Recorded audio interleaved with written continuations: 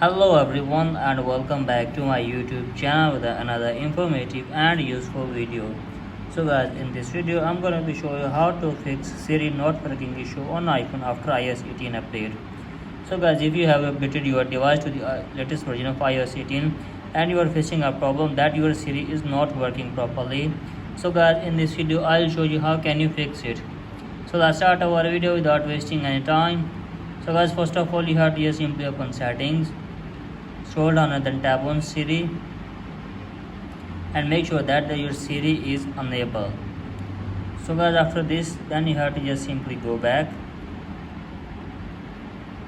and after this guys you have to just simply make sure that your internet connection is working properly.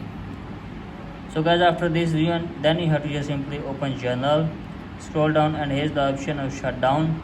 So guys, simply shut down your iPhone to 15 to 20 seconds, and after that guys simply open it again and check if the problem is fixed or not.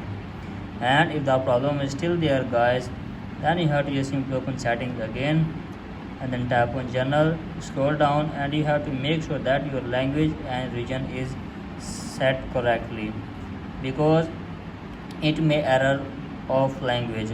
So guys, you have to make sure that your language is set up correctly.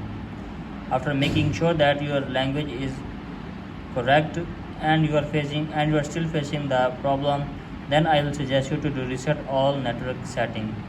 Resetting all network setting will reset your network setting.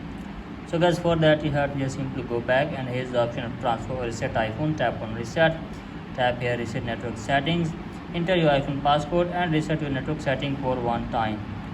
So guys, after this hopefully your problem will be fixed. So that's it for today guys. Hope this video helps you. Please like and subscribe to my YouTube channel as well. Thank you.